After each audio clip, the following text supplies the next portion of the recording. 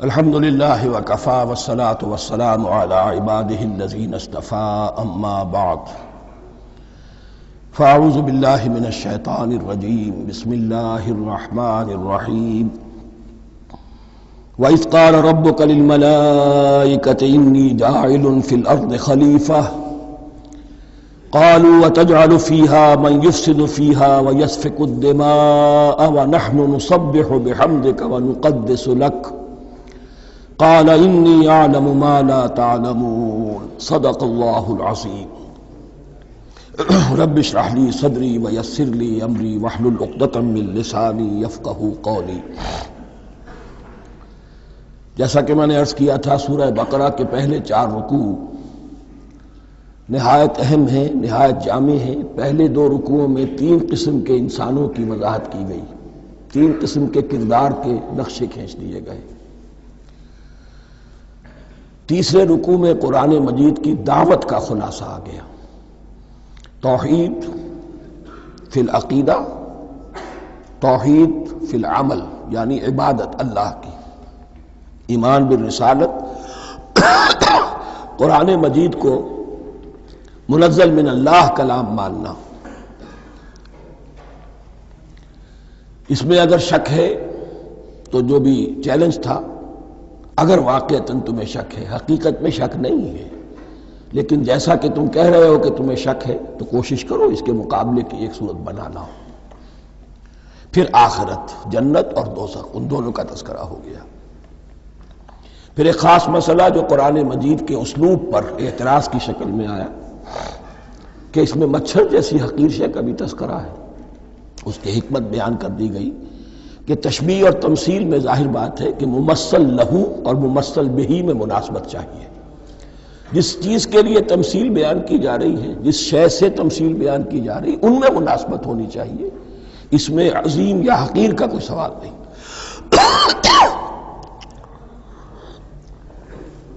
پھر یہ بات کہ جن لوگوں کے دلوں میں زیغ ہے، کجی ہے، وہ اس قرآن سے بھی ان کی ضلالت میں، گمراہی میں اضافہ ہوگا۔ جو لوگ طالب حق ہیں ان کو یہ قرآن مجید ہدایت دے گا، اور کن کو اللہ گمراہ کرتا ہے؟ جو سرکش ہے، جو نمبر 1 اللہ سے جو عہد کر کے دنیا میں آئے تھے اس کی خلاف ورزی کر رہے ہیں اور صلہ رحمی کے بجائے قطع رحمی کرتے ہیں۔ اس کے بعد ایک بہت اہم فلسفیانہ بات آ گئی، اور اسی کے ضمن میں میں نے اصل میں یہ ساری بات دہرائی ہے۔ میں نے کہا تھا کہ یہ بات واضح ہوگی آگے جا کر سورہ غافر میں۔ پھر ذہن میں لائیے کہ جب یہ صورت نازل ہوئی ہے، سورہ غافر نازل ہو چکی تھی، لہذا یہاں اجمالی تذکرہ ہے، وہاں تفصیلی تذکرہ ہے۔ اہل جہنم کا قول نقل ہوا ہے، ربنا امتنا اثنتین واحییتنا اثنتین فاعترفنا بذنوبنا فہل الی خروج من سبیل۔ اے اللہ، تو نے 2 مرتبہ ہم پر موت وارد کی، 2 مرتبہ ہمیں زندہ کیا، اب ہم نے اپنے قصور تسلیم کر لیے، تو اب یہاں سے بھی کوئی اور مرحلہ ہے یا نہیں؟ یہاں سے نکلنے کا بھی کوئی راستہ ہے یا نہیں؟ اس سے حقیقت یہ واضح ہوئی، انسان کی تخلیق اول ہوئی عالم ارواح میں، صرف ارواح کی حیثیت سے، اور حدیث میں آتا ہے الارواح جنود مجندہ، لشکروں کی شکل، تمام انسان۔ ان سے عہد لیا گیا الست بربکم قالوا بلی، پھر سلا دیا گیا ارواح کو۔ یہ گویا کہ پہلی موت تھی جو ہم گزار آئے۔ پھر عالم خلق کا مرحلہ آیا۔ عالم خلق میں یہ تناسل کے ذریعے سے رحم مادر میں جب ایک جنین تیار ہوتا ہے تو ایک حدیث ہے حضرت عبداللہ ابن مسعود سے، 4 مہینے کا جب جنین ہو جاتا ہے تو اس کے بعد وہ روح لا کر اس میں پھونک دی جاتی ہے۔ یہ گویا کہ احیاء اولا ہو گیا، پہلی مرتبہ کا زندہ کیا جانا، پہلی موت کی نیند سے جگا دیا گیا۔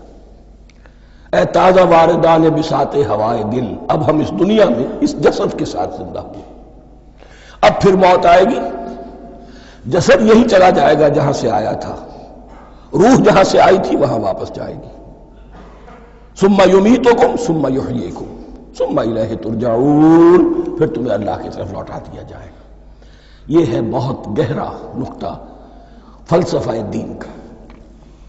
اس کے بعد مضمون شروع ہو رہا ہے خلافت کا، جس کا اجمالی جو ہے تذکرہ تیسرے رکوع کی آخری آیت میں آ گیا. هو الذی خلق لکم ما فی الارض جمیعا، زمین میں جو کچھ ہے اے انسانوں تمہارے لیے پیدا کیا گیا. اسی کے ساتھ جڑتا ہوا مضمون اب خلافت کا آ رہا ہے. وَإِذْ قَالَ رَبُّكَ لِلْمَلَائِكَةِ إِنِّي جَاعِلٌ فِي الْأَرْضِ خَلِيفَةً، اور یاد کرو جب کہ کہا تھا تمہارے رب نے فرشتوں سے میں بنانے والا ہوں زمین میں ایک خلیفہ. اب خلیفہ کی حقیقت کو سمجھیے. خلیفہ کسے کہتے ہیں؟ نائب. عام طور پر لوگوں کو مغالطہ ہوتا ہے کہ خلیفہ جانشین جو ہے وہ تو کسی کے موت کے بعد ہوتا ہے، زندگی میں تو نہیں ہوتا. لیکن یہاں اصل میں ہمارے لیے بہت آسان ہے. انسان کی جو اصل حقیقت ہے اس دنیا میں، اس کو سمجھنے کے لیے یوں سمجھیے کہ ہم آج سے 50 سال پہلے انگریز کے غلام تھے. ہمارا بادشاہ یا ملکہ انگلستان میں تھا یا تھی. دہلی میں وائس رائے ہوتا تھا. وائس رائے کا کام کیا ہے؟ جو حکم آیا ہے ہز میجسٹیز گورنمنٹ کا یا ہر میجسٹیز گورنمنٹ کا جو حکم آیا ہے بلا چون و چرا، بغیر کسی تغیر اور تبدل کے نافذ کرے. ہاں جہاں کوئی حکم وہاں سے نہیں ہے تو یہاں کے حالات میں بہترین اپنی رائے قائم کرے، غور و فکر کرے یہاں کی مصلحتیں کیا ہے. جو چیز بھی امپائر کی مصلحت میں ہو اس کے مطابق فیصلہ کر سکتا ہے. بین ہی یہی رشتہ ہے. اللہ ہے لیکن اللہ نے اپنے آپ کو غیب کے پردے میں چھپا لیا ہے. زمین پر انسان ہے. اب انسان کا کام یہ ہے جو ہدایت آ رہی ہے اللہ کی طرف سے اس پر تو بے چون و چرا عمل کرے.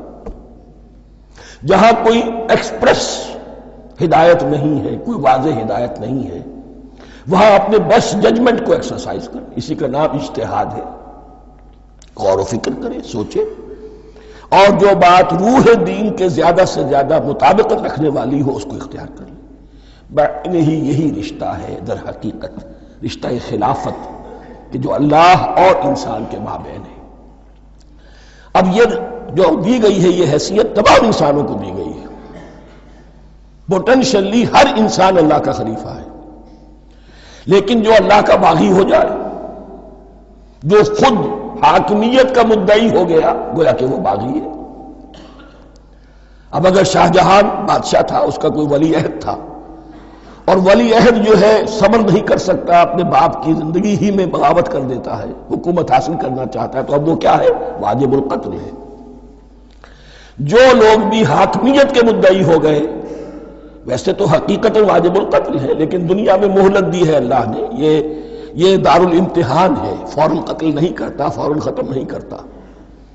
وَلَوْلَا كَلِمَةٌ سَبَقَتْ مِنْ رَبِّكَ إِلَىٰ أَجَلٍ مُّسَمًّى لَقُضِيَ بَيْنَهُمْ، اگر یہ پہلے بات طے نہ ہو چکی ہوتی، ایک وقت معین تک کے لیے انہیں مہلت اللہ نے نہ دی ہوتی تو اللہ فیصلہ چکا دیتا. لیکن مہلت دی ہے. لیکن کم سے کم اتنی سزا ملتی ہے کہ اب وہ خلافت کے حق سے محروم کر دیے گئے. گویا کہ اب خلافت دنیا میں ہوگی خلافت المسلمین. صرف وہی شخص کہ جو اللہ کو مانے اپنا حاکم مطلق، وہ خلافت کا اہل ہے. تو یہ چند باتیں خلافت کی اصل حقیقت کے ضمن میں یہیں پر سمجھ لیجیے. وَإِذْ قَالَ رَبُّكَ لِلْمَلَائِكَةِ إِنِّي جَاعِلٌ فِي الْأَرْضِ خَلِيفَةً قَالُوا أَتَجْعَلُ فِيهَا مَن يُفْسِدُ فِيهَا وَيَسْفِكُ الدِّمَاءَ وَنَحْنُ نُسَبِّحُ بِحَمْدِكَ وَنُقَدِّسُ لَكَ. اور یاد کرو جب کہ تمہارے رب نے کہا تھا فرشتوں سے کہ میں زمین میں خلیفہ بنانے والا ہوں، تو انہوں نے کہا کہ کیا تو بنائے گا اس میں جو فساد مچائے گا اس میں اور خوریزی کرے گا. وَنَحْنُ نُسَبِّحُ بِحَمْدِكَ وَنُقَدِّسُ لَكَ، ہم آپ کی تسبیح اور تحمید اور آپ کی تقدیس میں لگے ہوئے ہیں. قَالَ إِنِّي أَعْلَمُ مَا لَا تَعْلَمُونَ، فرمایا میں جانتا ہوں جو تم نہیں جانتے. اب یہاں سوال پیدا ہوتا ہے کہ فرشتوں کو یہ گمان کیسے ہوا یا یہ خیال کیسے ہوا؟ دو رائے ہیں اس میں۔ ایک تو یہ کہ انسان کی تخلیق سے پہلے اس دنیا میں جنات تھے اور انہیں بھی کچھ اللہ نے تھوڑا سا اختیار دیا تھا اور انہوں نے یہاں فساد مچایا۔ انہی پر قیاس کرتے ہوئے فرشتوں نے سمجھا کہ انسان بھی پھر زمین میں فساد مچائے گا، خوریزی کرے گا۔ ایک دوسری اصولی بات یہ کہی گئی ہے کہ خلافت کا لفظ جب استعمال ہوا تو اس کے معنی ہے کہ کوئی نہ کوئی اختیار بھی ملے گا۔ جنات کے بارے میں خلافت کا لفظ کہیں نہیں آیا، انسان کے بارے میں آ رہا ہے۔ خلیفہ بالکل بے اختیار نہیں ہوتا، جیسا کہ میں نے عرض کیا، جہاں واضح حکم ہے تو اس کی تو تنفیذ، جہاں نہیں ہے وہاں اپنی رائے سے جتنا بھی بہتر سے بہتر سوچ سکتا ہو انسان رائے قائم کرے۔ یہ اختیار جو ہے، ظاہر بات ہے جہاں اختیار ہوگا صحیح استعمال ہونے کا بھی امکان ہے، غلط استعمال ہونے کا بھی امکان ہے۔ اختیار تو بلکہ یہ کہ آپ کا پولیٹیکل سائنس کا تو ایکسیم یہ ہے، authority turns to corrupt and absolute authority corrupts absolutely۔ تو ٹینڈنسی کرپشن کی ہوتی ہے اختیار کے اندر۔ اس بنا پر انہوں نے قیاس کیا کہ اس میں فساد ہوگا، خوریزی ہوگی۔ اللہ تعالیٰ نے فرمایا اپنی حکمتوں سے میں خود واقف ہوں، میں کیوں بنا رہا ہوں یہ میں جانتا ہوں، تم نہیں جانتے۔ وَعَلَّمَ آدَمَ الْأَسْمَاءَ كُلَّهَا، اور اللہ نے سکھا دیے آدم کو تمام کے تمام نام۔ اب اس میں بھی ایک رائے تو یہ ہے، بلکہ اس میں تقریباً اجماع ہے مفسرین کا، کہ اس سے مراد ہے تمام اشیاء کے نام، اور تمام اشیاء کے نام سے مراد ہے ان کی حقیقت کا علم۔ ہیومن نالج جو ہے، اگر آپ اس کا تجزیہ کریں گے تو وہ یہی ہے کہ انسان ایک چیز کو پہچانتا ہے، پھر اس کے لیے ایک نام رکھتا ہے یا کوئی ٹرم اس کے لیے قائم کرتا ہے۔ اس نام یا ٹرم اور اس کے حوالے سے، اصطلاح کے حوالے سے بہت سے حقائق کو اپنے ذہن کے اندر محفوظ کرتا ہے۔ تو گویا کہ ان علمہ آدم الاسماء کلہا، تمام نام سکھا دیے کل مادی کائنات کے اندر جو کچھ وجود میں آنے والا تھا، ان سب کی حقیقت سے پوٹینشلی حضرت آدم کو آگاہ کر دیا۔ یہ پوٹینشل علم ہے، ہیومن نالج، جو ایکوائرڈ نالج ہے، جو انسان کو سم اور بسم اور اپنے اس دماغ کے کمپیوٹر کے ذریعے سے حاصل ہوتا ہے۔ ایک ہے ریویلڈ نالج جو اللہ وحی کے ذریعے سے بھیجتا ہے، ایک ہے ایکوائرڈ نالج، انسان خود علم حاصل کرتا ہے۔ اس نے آنکھوں سے دیکھا، کان سے سنا، نتیجہ نکالا، اور اس کمپیوٹر نے اس کو پروسیس کیا، اس نتیجے کو کہیں میموری کے اندر سٹور کر لیا۔ یہ کمپیوٹر ہے بہت بڑا۔ پھر کچھ اور دیکھا، کچھ اور سنا، کچھ چھو کر معلوم ہوا، کچھ چکھ کر معلوم ہوا، کچھ سونگھ کر معلوم ہوا، کوئی اور نتیجہ نکلا، اسے وہ پاس میموری کے ساتھ اس کو ٹیلی کیا اور نتیجہ نکالا۔ اس طرح رفتہ رفتہ ان السمع والبصر والفؤاد کل اولئک کان عنہ مسئولا، یہ ایکوائرڈ نالج تین چیزوں سے انسان کو حاصل ہو رہا ہے، سماعت، بصارت اور یہ عقل، جو فائدہ اخذ کرتی ہے، جو اس کو پروسیس کرتی ہے، اس تمام جو سینس ڈیٹا اس کو مہیا ہوتا ہے سینس آرگنز کے ذریعے سے۔ یہ علم ہے جو پوٹینشلی حضرت آدم کو دے دیا گیا۔ اس کی ایکسفولیشن ہو رہی ہے، اب درجہ بدرجہ وہ علم پھیل رہا ہے، بڑھ رہا ہے، اور بڑھتے بڑھتے کہاں تک پہنچے گا ہم کچھ نہیں کہہ سکتے۔ کہاں سے کہاں پہنچ گیا انسان۔ اس نصف صدی کے اندر علم انسانی میں جو ایکسپلوژن ہوا ہے، میں اور آپ اس کا تصور تک نہیں کر سکتے۔ اکثر بڑے بڑے جو سائنسدان ہیں انہیں تصور نہیں ہے، اس لیے کہ ایک شخص اپنی لائن فزکس کے بارے میں جانتا ہے کیا کچھ ہو گیا، یا فزکس کی بھی کسی شاخ کے بارے میں جانتا ہے، باقی دوسری جو لائن ہے اسے کچھ پتہ نہیں۔ اسپیشلائزیشن کا دور ہے، لہذا جو ایکسپلوژن کہا جائے، دھماکہ ہوا ہے علم کا، اس کا کوئی اندازہ نہیں ہے ہمارے پاس، اور کس تیزی کے ساتھ وہ چیز آگے بڑھ رہی ہے، کس تیزی کے ساتھ ایک چیز آج جو ایجاد ہوئی چند دنوں کے اندر اندر اس کے بعد اس کا نیا کوئی ورشن آ جاتا ہے اور یہ چیز جو ہے آبسولیٹ ہو جاتی ہے۔ کمیونیکیشن کے اندر جو انقلاب عظیم برپا ہوا ہے، تو آپ یہ سمجھیے کہ اقبال نے جو شعر کبھی کہا تھا کہ عروج آدم خاکی سے انجم سہمے جاتے ہیں کہ یہ ٹوٹا ہوا تارا مہ کامل نہ بن جائے، اور یہ مہ کامل بنے گا کب؟ جب دجال کی شکل اختیار کرے گا۔ دجال کون ہوگا؟ جو ان تمام قواعد طبیعہ کے اوپر قابو پا لے گا، جب چاہے گا جہاں چاہے گا بارش برسائے گا، رزق کے تمام خزانے اپنے ہاتھ میں لے لے گا، جو اس کے اوپر ایمان لائے گا اسی کو ملے گا، کسی اور کو نہیں ملے گا، اس کی آواز پوری دنیا میں سنائی دے گی، وہ چند دنوں کے اندر پوری دنیا کا چکر لگا لے گا۔ یہ ساری چیزیں جو حدیث میں دجال کے بارے میں آئی ہیں وہی اسی علم آدم ایکوائرڈ نالج کے اس حد کو پہنچ جانا کہ وہ ٹوٹل مسٹریز نیچر کی جو ہے وہ اس پر منکشف ہو جائے اور ان قواعد طبیعہ کو وہ ہارنس کر لے، قابو میں لے آئے اور انہیں استعمال کرے۔ کبھی جب ہمارے کسی بہت 200-300ویں کوئی پیڑھی میں کوئی ہمارے جد امجد ہوں گے جنہوں نے کوئی چٹان دیکھی کہ گری، پتھر پر پتھر ٹکرایا تو آگ اس میں سے شعلہ نکلا، اس کا یہ مشاہدہ کافی ہو گیا آگ پیدا کرنے کے لیے۔ پتھروں کو ٹکراؤ آگ پیدا کر لو، یہ اس دور کی سب سے بڑی ایجاد تھی، آگ، انرجی۔ اب وہ انرجی کہاں سے کہاں پہنچی؟ وہ آگ نے بھاپ کی شکل اختیار کی، پھر ہم نے بجلی ایجاد کی، اور کب کیا ہے؟ ایٹمک انرجی ہے اور نہ معلوم کیا کیا ہے، واللہ اعلم۔ ان تمام چیزوں کا تعلق ہے خلافت ارضی کے ساتھ، لہذا فرشتوں کو جو بتایا گیا وہ یہ ہے کہ آدم کو علم بھی دیا جا رہا ہے، صرف اختیار ہی نہیں دیا جا رہا، علم دیا جا رہا ہے۔ وَعَلَّمَ آدَمَ الْأَسْمَاءَ كُلَّهَا ثُمَّ عَرَضَهُمْ عَلَى الْمَلَائِكَةِ، پھر ان تمام اشیاء کو پیش کیا فرشتوں کے سامنے۔ فَقَالَ أَنبِئُونِي بِأَسْمَاءِ هَؤُلَاءِ، اور فرمایا کہ مجھے بتاؤ ان چیزوں کے نام، ان کنتم صادقین، اگر تم سچے ہو۔ قالوا سبحانك لا علم لنا الا ما علمتنا، انہوں نے کہا پروردگار تو پاک ہے ہر نقص سے، ہر عیب سے، ہر ضعف سے، ہر احتیاج سے، مبرہ ہے، منزہ ہے، اعلیٰ ہے، ارفع ہے۔ لا علم لنا الا ما علمتنا، ہمیں کوئی علم حاصل نہیں سوائے اس کو جو تو نے ہمیں سکھا دیا ہے۔ اس کی تعبیر یہی بہتر معلوم ہوتی ہے کہ ملائکہ کی حیثیت در حقیقت اس کائناتی جو حکومت ہے اللہ کی، آفاقی حکومت، اس کے کارندوں کی ہے، یہ اس کے سول سرونٹس ہیں، تو ہر ایک کو صرف اس کے شعبے کے متعلق علم دیا گیا ہے، علم جامع نہیں ہے، تمام چیزوں کا علم یہ معلوم کرنے کی استعداد ان کے پاس نہیں ہے۔ کوئی فرشتہ فرض کیجئے بارش کے اوپر مامور ہے، کوئی پہاڑوں پر مامور ہے، جس کا ذکر سیرت میں آتا ہے کہ جب طائف میں حضور پر پتھراؤ ہوا ہے تو اس کے بعد ایک فرشتہ حاضر ہوا ہے کہ میں ملک الجبال ہوں، اللہ نے مجھے پہاڑوں پر مامور کیا ہوا ہے، آپ اگر فرمائیں تو جن لوگوں نے آپ کو ستایا ہے، یہ جو طائف جن دو پہاڑوں کے درمیان یہ وادی ہے، ان کو آپس میں ٹکرا دو کہ یہ پس کر اور سرما بن جائے۔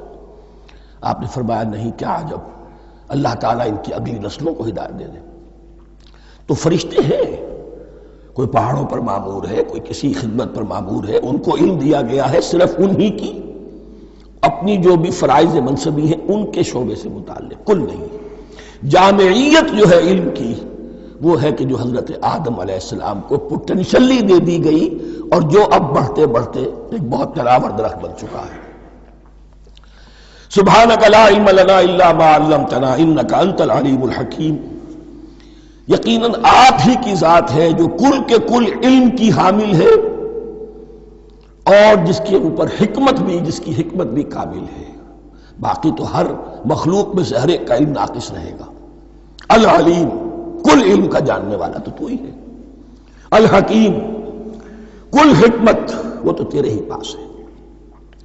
قال یا آدم انبئہم باسمائہم، اللہ نے فرمایا کہ آدم ان کو بتاؤ ان کے نام۔ فلما انباہم باسمائہم، تو جب انہوں نے بتا دیے ان کو، فرشتوں کو، ان کے نام، قال الم اقل لکم انی اعلم غیب السماوات والارض، تو اللہ نے فرمایا کہ میں نے کہا نہیں تھا کہ میں جانتا ہوں آسمانوں اور زمین کی تمام غائب چیزوں کو جو تمہاری نگاہوں سے بھی اوجھل ہے، غیب، میں ہر شے کا جاننے والا ہوں۔ وَأَعْلَمُ مَا تُبْدُونَ وَمَا كُنْتُمْ تَكْتُمُونَ، اور میں جانتا ہوں جو کچھ تم ظاہر کر رہے تھے، جو کچھ تم چھپا رہے تھے، چھپانے میں محسوس ہوتا ہے کہ ان کی خواہش یہ تھی کہ خلافت ہمیں ملے۔ ہم خدام ادب ہیں، ہر وقت تسبیح و تحمید اور تقدیس میں مصروف ہیں، جو حکم ملتا ہے بجا لاتے ہیں، تو یہ خلافت کسی اور مخلوق کو کیوں ملے؟ یہاں صرف یہ اور بتا دوں کہ یہ چونکہ اب ایک تیسری مخلوق کا ذکر بھی بعد میں آئے گا، 3 صاحب تشخص مخلوقات ہیں اللہ کی، صاحب تشخص، صاحب شعور، جن میں میں کا شعور ہے، انا، میں۔ ایک ملائکہ ہے، ان کی تخلیق نور سے ہوئی ہے۔ ایک انسان ہے جن کی تخلیق گارے سے ہوئی ہے۔ ایک جنات ہیں جن کی تخلیق آگ سے ہوئی ہے۔ باقی حیوانات ہیں، ان میں شعور تو ہے، خود شعور ہی نہیں ہے۔ Self consciousness, there is a world of difference between consciousness and self consciousness. انسان جب دیکھتا ہے تو اس کو یہ بھی معلوم ہے میں دیکھ رہا ہوں۔ کتا بلہ دیکھتا ہے، اسے یہ اندازہ نہیں ہوتا کہ میں دیکھ رہا ہوں، دیکھنے کا ایک نتیجہ ہے جو نکل آتا ہے، لیکن میں کا وجود نہیں ہے۔ یہ انا، سیلف، ایگو، یہ انسان میں ہے، جنات میں ہے، شعور میں، اور فرشتوں میں ہے۔ ایک نوری مخلوق، ایک ناری مخلوق، ایک زمین کے اس کرسٹ میں، یہ جو مٹی اور گارے، مٹی اور پانی کا جو ملغوبہ ہے گارے کی شکل میں، اس سے بنا ہے۔ قال يا آدم انبئهم بأسمائهم فلما انبأهم بأسمائهم قال ألم أقل لكم إني أعلم غيب السماوات والأرض وأعلم ما تبدون وما كنتم تكتمون وإذ قلنا للملائكة اسجدوا لآدم فسجدوا إلا إبليس۔ اور یاد کرو جب کہ ہم نے کہا فرشتوں سے سجدہ کرو سب کے سب آدم کو، جھک جاؤ آدم کے سامنے، فسجدوا، ان سب نے سجدہ کیا، الا ابلیس، سوائے ابلیس کے۔ پہلی بات تو یہ سمجھیے کہ تمام ملائکہ کے سجدے کی ضرورت کیا تھی؟ کیا یہ صرف تعظیماً تھا؟ اور تعظیماً اگر تھا تو کیا آدم خاکی کی تعظیم تھی یا کسی اور شے کی تعظیم تھی؟ مکی صورتوں میں یہ بات 2 جگہ واضح کی گئی ہے۔ فَإِذَا سَوَّيْتُهُ وَنَفَخْتُ فِيهِ مِن رُوحِي فَقَعُوا لَهُ سَاجِدِينَ، جب میں اس آدم کی تخلیق مکمل کر لوں اور اس میں اپنی روح میں سے پھونک دوں، تب گر پڑنا اس کے سامنے سجدے میں۔ تعظیم اگر ہے تو آدم خاکی کی نہیں ہے، اس کے اندر جو ڈیوائن ایلیمنٹ ہے، جو ڈیوائن سپارک ہے، جو روح ربانی ہے، میری روح، اس کی ہے۔ اور نمبر 2، اس کی حکمت کیا ہے، علت کیا ہے، غرض و غایت کیا ہے؟ جیسا کہ میں نے عرض کیا، اس کائنات کی اس حکومت کے کارندے تو وہ ہیں۔ خلیفہ بنایا جا رہا انسان کو، جب تک یہ ساری سول سروس اس کے تابع نہ ہو، خلافت کیسے کرے گا؟ دیکھیے میں جانا چاہتا ہوں، چوری کرنے کے لیے جانا چاہتا ہوں، راستے میں کتنے فیکٹرز ہوں گے، کتنے فزیکل فینومینا ہوں گے۔ میں چلنا چاہتا ہوں، میں زمین کو دھکیلتا ہوں، زمین مجھے دھکیلتی ہے، زمین مجھے نہ دھکیلے تو میں کیسے چلوں گا؟ یہ پوری کائنات جو ہے، یہ جب ہم کوئی ارادہ کرتے ہیں اور کوئی فعل کرتے ہیں تو اس فعل کے پورے ہونے میں، اس کے ظہور میں نہ معلوم کون کون سے ایلیمنٹس ہیں، کون کون سی فورسز آف دی نیچر ہیں جو ہمارے ساتھ موافقت کرتی ہے تو ہم وہ کام کر سکتے ہیں۔ اور ان سب پر فرشتے مامور ہیں، ہر ایک کی اپنی ڈومین ہے۔ اگر وہ تابع نہ ہوں تو خلافت کی کوئی معنی نہیں۔ خلافت دی گئی ہے، یہ ادھر جانا چاہتا ہے جانے دو، یہ نماز کے لیے مسجد میں جانا چاہتا ہے جانے دو، یہ چوری کے لیے نکلا ہے نکلنے دو، اس لیے کہ اس کو جو اختیار دیا گیا ہے، اس کے اختیار کے استعمال میں یہ تمام جو قوتیں ہیں وہ اس کے ساتھ موافقت کرتی ہیں، تب اس کا کوئی ارادہ، وہ اچھا ہو یا برا، وہ پایہ تکمیل کو پہنچ سکتا ہے۔ یہ گویا کہ سبارڈینیشن اس کے لیے سمبل کہ تمام فرشتوں کو جھکا دیا گیا۔ البتہ اس آیت میں ایک مغالطہ پیدا ہوتا ہے، الا ابلیس، سوائے ابلیس کے۔ مغالطہ یہ پیدا ہوتا ہے کہ شاید وہ بھی فرشتہ تھا، اس لیے کہ حکم تو فرشتوں کو دیا گیا تھا۔ پھر نوٹ کیجئے اس سے پہلے، بہت پہلے سورہ کہف نازل ہو چکی ہے، اور سورہ کہف میں فرما دیا گیا ہے کان من الجن ففسق عن امر ربی، وہ جن تھا پس اس نے سرکشی کی اپنے رب کے حکم سے۔ فرشتے کی شان یہ نہیں ہے، وہ اللہ کے کسی حکم کی سرتابی نہیں کرتا۔ لا یعصون اللہ ما امرہم ویفعلون ما یؤمرون، وہ اللہ کے کسی حکم کی نافرمانی نہیں کرتے اور جو حکم ملتا ہے بجا لاتے۔ یہ جنات کے اندر اختیار تھا، جیسے اختیار انسانوں کو دیا گیا ہے۔ جنات میں نیک بھی ہیں، بد بھی ہیں، اعلیٰ بھی ہیں، ادنا بھی ہیں، جیسے انسانوں میں۔ لیکن یہ عزازیل جو جن تھا، علم اور عبادت دونوں کے اعتبار سے بہت بلند ہو گیا تھا، اور یہ فرشتوں کا یوں سمجھیے کہ ہم نشین، فرشتوں کے ساتھ اس طور سے شامل، جیسے بہت سے انسان بھی اگر اپنی بندگی میں، زہد میں، عبادت میں، نیکی میں ترقی کریں تو ان کا ملائے اعلیٰ کے ساتھ، عالم ارواح کے ساتھ، عالم ملائکہ کے ساتھ ایک رابطہ قائم ہوتا ہے۔ اسی طریقے سے وہ جو عزازیل تھا، جن ہونے کے باوجود اپنی نیکی، عبادت، پارسائی اور اپنے علم میں فرشتوں سے بہت آگے تھا، اس لیے معلم الملکوت کی شکل اختیار کر چکا تھا۔ اس کو اپنی زوم تھا، یہ بات جیسا کہ میں نے عرض کیا 7 مرتبہ قرآن میں یہ بات آئی ہے، قصہ ابلیس و آدم، کہ فرشتوں کو حکم ہوا کہ سجدہ کرو، سب جھک گئے، ابلیس نے سجدے سے انکار کر دیا 7 مرتبہ۔ یہ 7ویں مرتبہ ہے جو ہم پڑھ رہے ہیں، مصحف میں پہلی مرتبہ آ رہا ہے، ترتیب نزول میں 7ویں مرتبہ آ رہا ہے۔ یہ آدم و ابلیس کا قصہ اس سے آگے سورہ اعراف میں آئے گا، پھر سورہ ہجر میں آئے گا، سورہ بنی اسرائیل میں آئے گا، سورہ کہف میں آئے گا، سورہ طٰہٰ میں آئے گا، سورہ صاد میں آئے گا، 6 مرتبہ مکی قرآن میں، 1 مرتبہ یہاں۔ تو یہاں اشارہ نہیں کیا، اس لیے مغالطہ ہو سکتا ہے، لیکن یہ کہ سورہ کہف میں آپ کو بتا چکا ہوں کان من الجن ففسق عن امر ربی، اس نے اپنے رب کے حکم سے سرتابی کی۔ نام اس کا عزازیل تھا، ابلیس اس کا صفاتی نام ہے اب، اس لیے کہ اب لسیبلسو کے معنی ہوتے ہیں مایوس ہو جانا۔ یہ اللہ کی رحمت سے بالکل مایوس ہے، اور مایوس جو ہو جائے وہ شیطان ہو جاتا ہے۔ اب میرا تو چھٹکارا نہیں ہے، جتنوں کو برباد کر سکوں کروں، میری تو عاقبت خراب ہو چکی ہے، جتنوں کو اپنے ساتھ، ہم تو ڈوبے ہیں سنم، تم کو بھی لے ڈوبیں گے۔ اب وہ شیطان اس معنی میں کہ انسان کی عداوت اس کی گھٹی میں پڑ گئی، اس نے اللہ سے پھر اجازت بھی لی کہ مجھے مہلت دے دے، یوم یبعثون، قیامت تک کے دن کے لیے، تو میں ثابت کر دوں گا کہ یہ آدم اس رتبے کا حقدار نہ تھا، مستحق نہ تھا جو اسے دیا گیا۔ انا خیر منہ، میں اس سے بہتر ہوں۔ خلقتنی من نار وخلقتہ من طین، تو نے مجھے آگ سے بنایا، اسے گارے سے بنایا۔ لیکن یہ تکبر ہے در حقیقت کہ جس نے اسے راندہ درگاہ حق کر دیا۔ وَإِذْ قُلْنَا لِلْمَلَائِكَةِ اسْجُدُوا لِآدَمَ فَسَجَدُوا إِلَّا إِبْلِيسَ أَبَىٰ وَاسْتَكْبَرَ،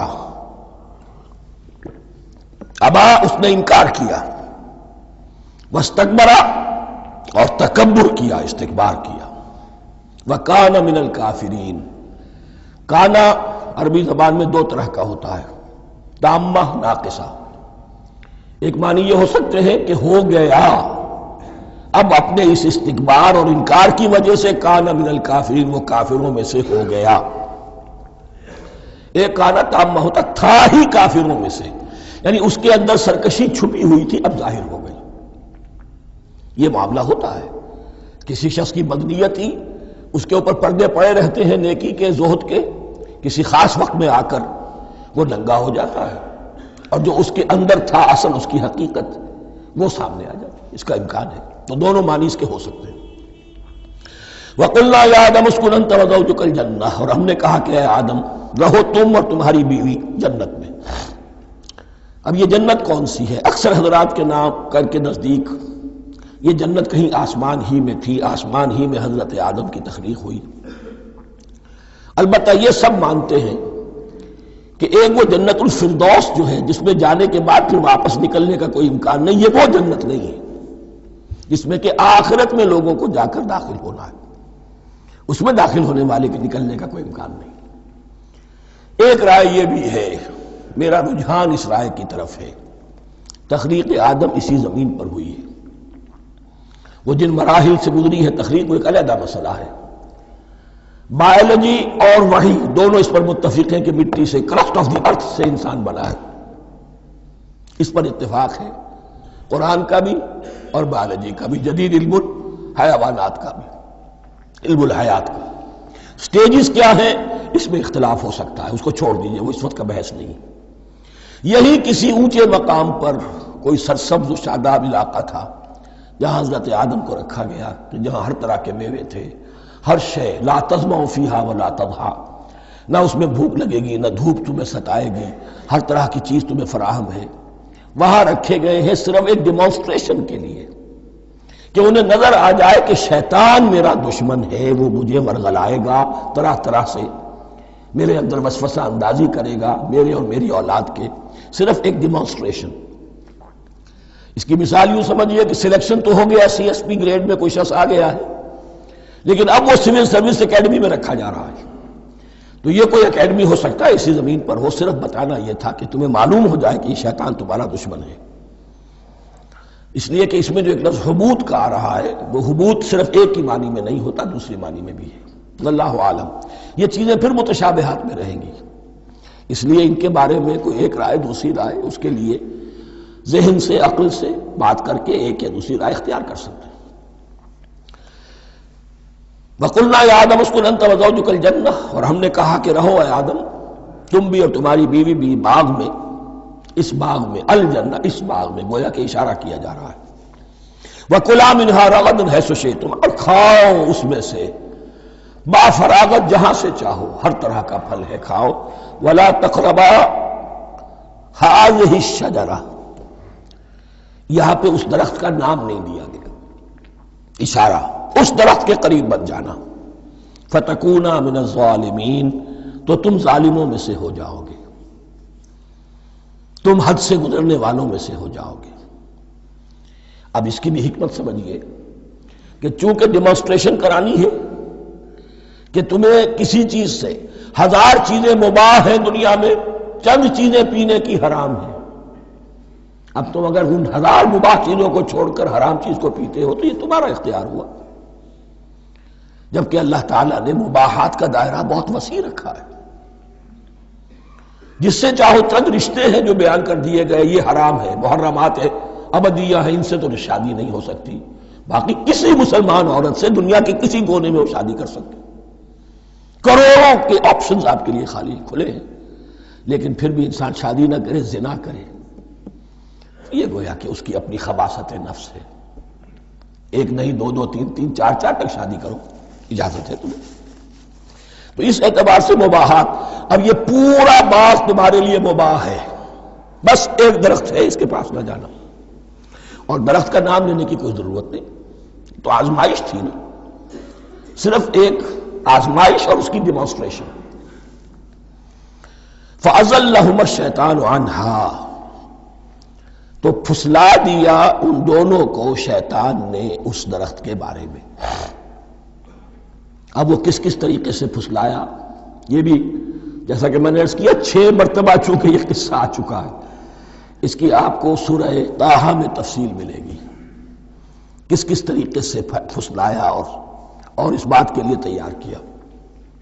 فَأَخْرَجَهُمَا مِمَّا كَانَا فِيهِ، تو نکلوا دیا ان دونوں کو اس کیفیت میں سے جس میں کہ وہ تھے، وہ کیفیت کہ نہ کوئی مشقت ہے، نہ کوئی محنت ہے، اور انسان کو ہر طرح کا اچھے سے اچھا پھل مل رہا ہے، تمام ضروریات فراہم ہیں، اور خاص کوئی حلہ جنت ہے جس کا کہ لباس بھی عطا کیا گیا ہے، لیکن ان کیفیات سے اب نکال کر، اب جسے آپ کہیں گے بٹر فیکٹس آف لائف، اچھا اب جاؤ، یہ ڈیمانسٹریشن کرنی تھی، ہو گئی، شیطان تمہارا دشمن ہے، تمہارا اور تمہاری نسل کا، شیطان لعین۔ اور وہ تمہیں پھسلائے گا جیسے آج پھسلایا ہے۔ تم آگاہ رہنا اس کی شرارتوں سے۔ ان الشیطان لکم عدو فاتخذوہ عدوا، یہ شیطان تمہارا دشمن ہے، اسے اپنا دشمن ہی سمجھو۔ لیکن یہ ہے کہ اگر کچھ لوگ اسے دوست بنا لیں، اس کے ایجنٹ بن جائیں، اس کے کارندے بن جائیں، یہ ان کا چوائس ہے جس کی سزا انہیں ملے گی۔ فَأَخْرَجَهُمَا مِمَّا كَانَا فِيهِ وَقُلْنَا اهْبِطُوا بَعْضُكُمْ لِبَعْضٍ عَدُوٌّ، اور ہم نے کہا اترو، تم سب ایک دوسرے کے دشمن ہوگے۔ اب یہ چونکہ جمع کا صیغہ آیا ہے، ایک دوسرے کے دشمن ہوگے، تو ایک دشمنی تو شیطان اور آدم اور ذریت آدم کی ہے، ایک اور دشمنی بھی ہے جو انسان میں مرد اور عورت کے مابین ہے۔ عورت بھی پھسلاتی ہے، غلط راستے پر ڈالتی ہے، مرد عورتوں کو گمراہ کرتے ہیں، عورتیں مردوں کو گمراہ کرتی ہیں۔ قرآن مجید میں کہا گیا یا ایھا الذین آمنوا ان من ازواجکم واولادکم عدوا لکم فاحذروہم، اہل ایمان چوکنے رہو، چوکس رہو، تمہاری بیویوں اور اولاد میں سے تمہارے دشمن ہیں، بچ کر رہو، کیپ الرٹ، کہیں ان کی محبت تمہیں راہ حق سے منحرف نہ کر دے۔ تم ایک اچھا کام کرنا چاہتے ہو، بیوی رکاوٹ بن گئی، بیوی کو اچھا کام کرنا چاہتی، شوہر رکاوٹ بن گیا، تو یہ محبت نہیں ہے، یہ عداوت ہے۔ اس حوالے سے بعضکم لبعض عدو وَلَكُمْ فِي الْأَرْضِ مُسْتَقَرٌّ وَمَتَاعٌ إِلَىٰ حِينٍ، اور تمہارے لیے اب زمین میں مستقر ہے، جائے قیام ہے اور متاع ہے، ضرورت کی چیزیں ہیں ہم نے فراہم کر دی ہیں، اِلَىٰ حِين، لیکن ایک وقت معین تک کے لیے، یہ ابدی نہیں ہے، ایک وقت آئے گا یہ بساط ہم لپیٹ دیں گے۔ یوم نطوی السماء کطی السجل للکتب، جس دن کے ہم تمام فضاؤں کو اور تمام خلاؤں کو، تمام آسمانوں کو اس طرح لپیٹ لیں گے جیسے کتابوں کا تمار لپیٹ لیا جاتا ہے۔ ایک وقت آئے گا، یہ تخلیق الی اجل مسمى ہے، الی حین ہے۔ فتلقى آدم من ربہ کلمات فتاب علیہ، تو سیکھ لیے، حاصل کر لیے آدم نے اپنے رب سے کچھ کلمات، تو اللہ نے ان کی توبہ قبول کر لی۔ اب اس کی وضاحت سورہ اعراف میں ہے، یہ تو چونکہ پس منظر میں وہ 2/3 قرآن موجود ہے، اس کی وضاحت کیا ہے کہ حضرت آدم میں سخت پشیمانی پیدا ہوئی ہے، میں نے کیا کیا، مجھ سے خطا سرزد ہو گئی، اللہ کے حکم کی میں نے خلاف ورزی کی، لیکن ان کے پاس الفاظ نہیں تھے کن الفاظ میں اللہ سے استغفار کریں، کن الفاظ میں اللہ سے معافی چاہیں۔ اللہ کی رحمت یہ ہوئی کہ اللہ نے الفاظ انہیں خود تلقین فرما دی، یہ اللہ کی شان رحیمی ہے۔ اصل شے جو ہے وہ انسان کے اندر گناہ پر ندامت کا پیدا ہو جانا ہے، یہ اصل توبہ ہے۔ علامہ اقبال نے جو بڑی اپنی آغاز عنفوان شباب میں جو اشعار کہے تھے، ان میں سے ایک شعر کو سن کر پھڑک اٹھے تھے اس وقت کے اساتذہ بھی، موتی سمجھ کے شان کریمی نے چن لیے قطرے جو تھے میرے عرق انفعال کے، انفعال کہتے ہیں شرمندگی کو، شرمندگی سے میری پیشانی پر جو پسینے کے قطرے نمودار ہو گئے، میرے پروردگار کو وہ اتنے عزیز ہوئے، اس نے انہیں موتی کی طرف چن لیا۔ موتی سمجھ کے شان کریمی نے چن لیے قطرے جو تھے میرے عرق انفعال کے، تو فتلقى آدم من ربہ کلمات، ان پر پچھتاوا ہوا، ندامت ہوئی، اللہ نے انہیں الفاظ، وہ الفاظ کیا تھے وہ سورہ اعراف میں ہیں، ربنا ظلمنا انفسنا وان لم تغفر لنا وترحمنا لنکونن من الخاسرین، اے اللہ ہم نے اپنی جانوں پر ظلم کیا ہے، اور اگر تو نے ہمیں بخش نہ دیا اور رحم نہ فرمایا تو ہم تو خسارہ والوں میں ہو جائیں گے، تباہ ہو جائیں گے، برباد ہو جائیں گے۔ یہی پر فوری تقابل موجود ہے۔ غلطی ابلیس سے بھی ہوئی، حکم سے سرتابی ہوئی، لیکن اس پر ندامت نہیں ہوئی، تکبر کی بنا پر اور اکڑ گیا، انا خیر منہ۔ غلطی آدم سے بھی ہوئی، نافرمانی ہوئی، لیکن اس پر پشیمان ہوئے اور توبہ کی۔ وہ شیطنت ہے، یہ آدمیت ہے، ورنہ کوئی انسان گناہ سے اور معصیت سے مبرہ نہیں ہے۔ حضور کی ایک حدیث ہے، کل بنی آدم کلکم خطاؤون، کل بنی آدم خطاؤون وخیر الخطائین التوابون۔ آدم کے تمام اولاد، تمام انسان خطا کار ہیں، ان خطا کاروں میں بہتر وہ ہیں، اچھے وہ ہیں جو توبہ کرتے ہیں۔ تو یہاں حضرت آدم سے غلطی ہوئی، انہوں نے توبہ کی، پشیمانی ہوئی، ندامت ہوئی، اس نے کی اور اس پر جم گیا، اصرار کیا۔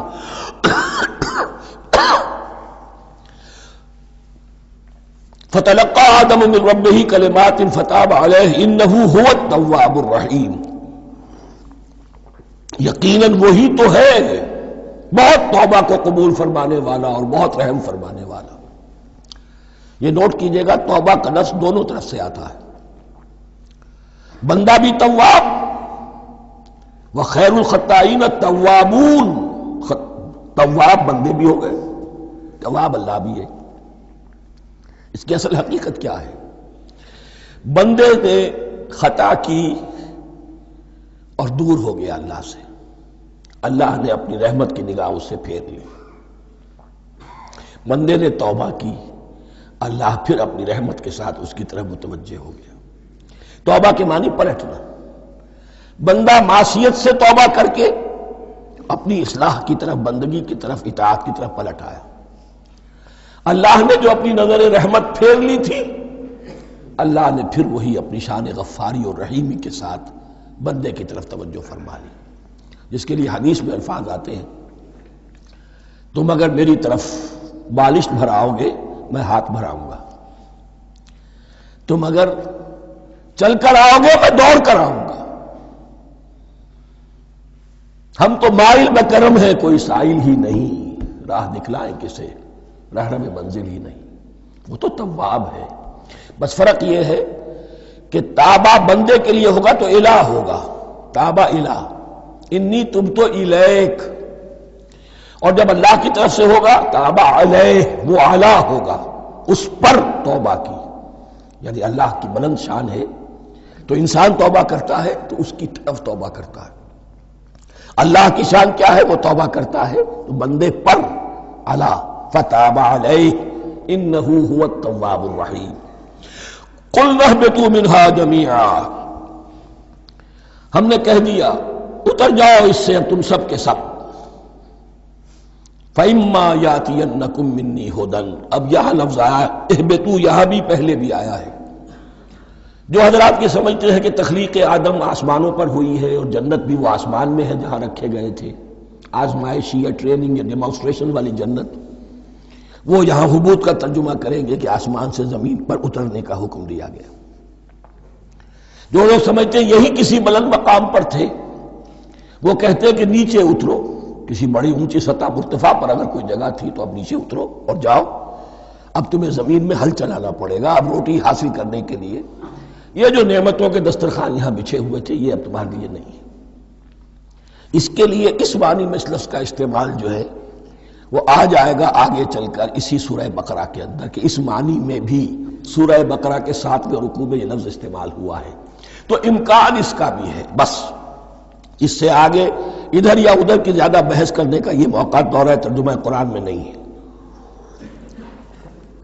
قُلْنَا اهْبِطُوا مِنْهَا جَمِيعًا فَإِمَّا يَأْتِيَنَّكُم مِّنِّي هُدًى فَمَن تَبِعَ هُدَايَ فَلَا خَوْفٌ عَلَيْهِمْ وَلَا هُمْ يَحْزَنُونَ، تو جب بھی آئے گی تمہارے پاس میری جانب سے کوئی ہدایت، تو جو کوئی میری ہدایت کی پیروی کرے گا اس کے لیے نہ خوف ہوگا اور نہ وہ حزن سے دوچار ہوگے۔ یہ ہے علم انسانی کا دوسرا گوشہ، ریویلڈ نالج۔ اس چوتھے رکوع کی جو حسن ہے اسے دیکھیے، شروع میں ایکوائرڈ نالج کا ذکر ہے جو پوٹینشلی حضرت آدم کی ذات میں رکھ دیا گیا، اور جو انسان نے پھر اپنی محنت سے ان السمع والبصر والفؤاد اس کے ذریعے سے آگے بڑھایا۔ یہ علم ہے چل رہا ہے، آج مغربی اقوام ہم سے بہت آگے ہیں، کبھی ایک زمانے میں مسلمان آگے نکل گئے تھے، لیکن ظاہر بات ہے کہ اس دنیا میں عروج تو انہی کو ہوگا جو ان چیزوں میں سب سے زیادہ جس کی آگہی حاصل ہوگی۔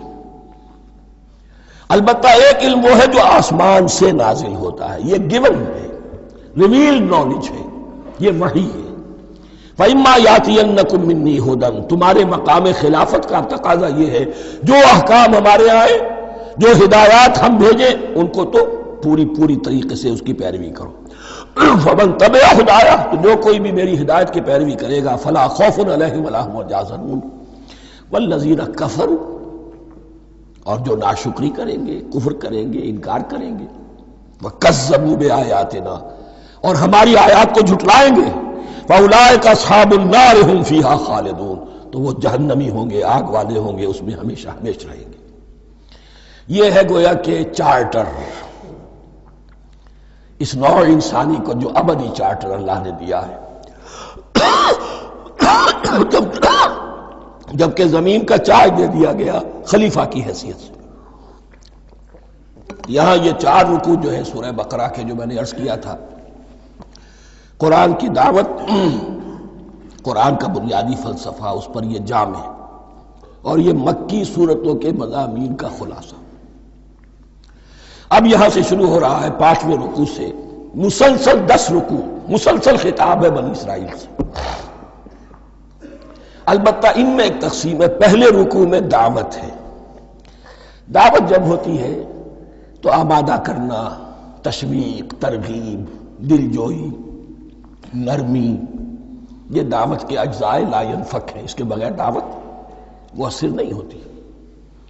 لہذا ان 7 آیات میں یہ یوں سمجھیے کہ ان 10 رکوعوں کے لیے یہ بمنزلہ فاتحہ ہے، جیسے سورہ فاتحہ 7 آیتوں کی، ایسے ہی اس دعوت سابقہ امت مسلمہ کو دعوت دی جا رہی ہے۔ تو کس طرح دی جا رہی ہے؟ یہ کون تھے؟ یہ بھی مسلمان ہی تو تھے نا، کافر تو ہو گئے حضور کا انکار کر کے، ورنہ وہ موسیٰ کے ماننے والے، شریعت ان کے پاس، بڑے بڑے علماء ان میں، علم کا چرچا ان میں، سب کچھ تھا، ان کو دعوت دی جا رہی ہے۔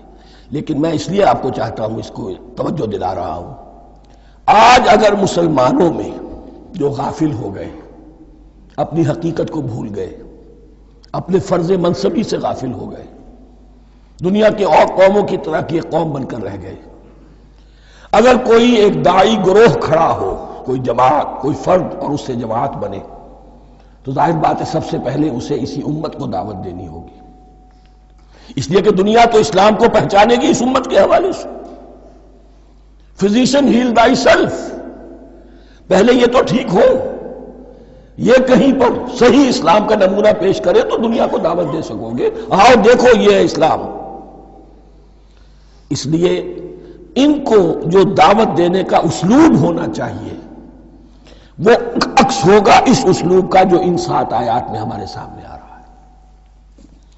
یا بنی اسرائیل اذکروا نعمتی التی انعمت علیکم، اے بنی اسرائیل، اسرائیل کو سمجھ لیجئے، یہ مرکب لفظ ہے، اسم اسی سے اسیر بنا ہے، اسیر جو کسی کا قیدی ہوتا ہے، ایل عبرانی میں اللہ کے لیے ہے، اور اسرائیل کا ترجمہ ہے عبداللہ، اللہ کا غلام، اللہ کے ساتھ بندھا ہوا، اس کی اطاعت کے قلاتے کے اندر۔ تو یہ اسرائیل یہ لقب ہے حضرت یعقوب علیہ السلام کا، ان کے 12 بیٹے تھے، 12 بیٹوں سے جو نسل چلی وہ بنی اسرائیل ہے، انہی میں حضرت موسیٰ کی بعثت ہوئی اور تورات انہیں دی گئی، پھر یہ ایک بہت بڑی امت بنے۔ ان پر 4 ادوار آ چکے تھے قرآن مجید کے نزول کے وقت تک، 2 مرتبہ اللہ کی رحمت کی بارشیں ہوئیں، انہیں عروج نصیب ہوا، 2 مرتبہ ان کو دنیا پرستی، شہوت پرستی، اللہ کے احکام کو پس و پیش ڈال دینے کی سزا میں عذاب کے کوڑے ان پر برسے۔ اس کا ذکر آئے گا سورہ بنی اسرائیل کے پہلے رکوع میں۔ اس وقت جبکہ قرآن نازل ہو رہا ہے، اس وقت وہ اپنے اس زوال کے دور میں تھے۔ حال یہ تھا کہ حضور صلی اللہ علیہ وسلم کی بعثت سے پہلے ہی 2nd ٹیمپل بھی شہید کیا جا چکا تھا، گرایا جا چکا تھا۔ حضرت سلیمان نے جو بنایا تھا ہیکل سلیمانی، جس کو یہ 1st ٹیمپل کہتے ہیں، اسے نیبوکدنضر نے گرا دیا تھا حضرت مسیح سے بھی کئی سو سال پہلے. لیکن اس کے بعد پھر یہ رومنز نے سن 70 عیسوی میں حضور کی ولادت سے 500 برس پہلے ان کا یہ یروشلم تباہ و برباد ہوا، اس میں لوگوں کو قتل کیا گیا، قتل عام ہوا، اور سیکنڈ ٹیمپل جو ہے وہ بھی گرا دیا گیا جو اب تک گرا پڑا ہوا ہے. صرف ایک ویلنگ وال ہے جس کے پاس جا کر یہودی جو ہے ماتم کر لیتے ہیں، روتے ہیں، اور اب وہ بنانے پر تلے ہوئے ہیں اپنا تھرڈ ٹیمپل. اس کے نقشے بن چکے ہیں، بلو پرنٹ بن چکے ہیں. لیکن بہرحال جس وقت قرآن نازل ہو رہا تھا یہ بہت ہی پستی میں تھے. اس کے بارے میں فرمایا اے بنی اسرائیل ذرا یاد کرو میرے اس انعام کو جو تم پر ہوا. وہ انعام کیا ہے؟ میں نے تمہیں اپنی کتاب دی، نبوت سے سرفراز فرمایا، اپنی شریعت تمہیں عطا فرمائی، تمہیں داؤد، تمہارے اندر داؤد اور سلیمان جیسے بادشاہ اٹھائے جو بادشاہ بھی تھے، نبی بھی تھے. وَأَوْفُوا بِعَهْدِي، اور میرے وعدے کو پورا کرو تاکہ میں بھی اپنے وعدے کو پورا کروں. یہ وعدہ ہے جو کتاب استثناء جو ہے اولڈ ٹیسٹمنٹ کی ڈیوٹرانومی، اس کے 18ویں باب کی آیت نمبر 18 اور 19 میں ہے. حضرت موسیٰ سے خطاب کر کے اس میں اللہ نے یہ الفاظ فرمائے میں ان کے بھائیوں میں سے تیرے مانند ایک نبی برپا کروں گا اور اس کے منہ میں اپنا کلام ڈالوں گا اور وہ وہی کچھ بتائے گا جو میں اس سے کہوں گا. یہ گویا کہ حضرت موسیٰ علیہ السلام کی امت کو بتایا جا رہا تھا کہ نبی آخر الزمان آئیں گے اور تمہیں انہیں قبول کرنا ہے. قرآن مجید میں اس کا بڑا تفصیلی ذکر سورہ اعراف میں آئے گا انشاءاللہ. لیکن یہاں فرمایا اوفوا بعہدی اوف بعہدکم، تم میرا عہد پورا کرو، میرے اس نبی کو تسلیم کرو، اس پر ایمان لاؤ، اس پر کی صدا پر لبیک کہو، تو میں تمہیں میرے انعام و اکرام اور بڑھتے چلے جائیں گے. وَإِيَّايَ فَارْهَبُونِ، اور صرف مجھ سے ڈرو. وَآمِنُوا بِمَا أَنزَلْتُ مُصَدِّقًا لِمَا مَعَكُمْ، اور ایمان لاؤ اس پر جو میں نے نازل کیا ہے، جو تمہارے پاس جو تورات ہے اس کی تصدیق کرتے ہوئے آیا ہے. اس کے دو معنی ہے، ایک تو قرآن تصدیق کرتا ہے تورات کی اور انجیل کی، فیہا ھدی و نور، فیہ ھدی و نور، اور دوسرے یہ کہ قرآن اور محمد صلی اللہ علیہ وسلم ان پیشین گوئیوں کے مصداق بن کر آئے ہیں جو تورات میں تھی، ورنہ وہ پیشین گوئیاں جھوٹی ثابت ہوتی. ان کے مصداق کون ہے؟ قرآن اور محمد صلی اللہ علیہ وسلم. یہ دونوں معنی اس کے ہیں. وَآمِنُوا بِمَا أَنزَلْتُ مُصَدِّقًا لِمَا مَعَكُمْ وَلَا تَكُونُوا أَوَّلَ كَافِرٍ بِهِ، اور دیکھو تم ہی سب سے پہلے ان کا کفر کرنے والے نہ بن جاؤ. تمہیں تو سب کچھ معلوم تھا، تم تو منتظر تھے،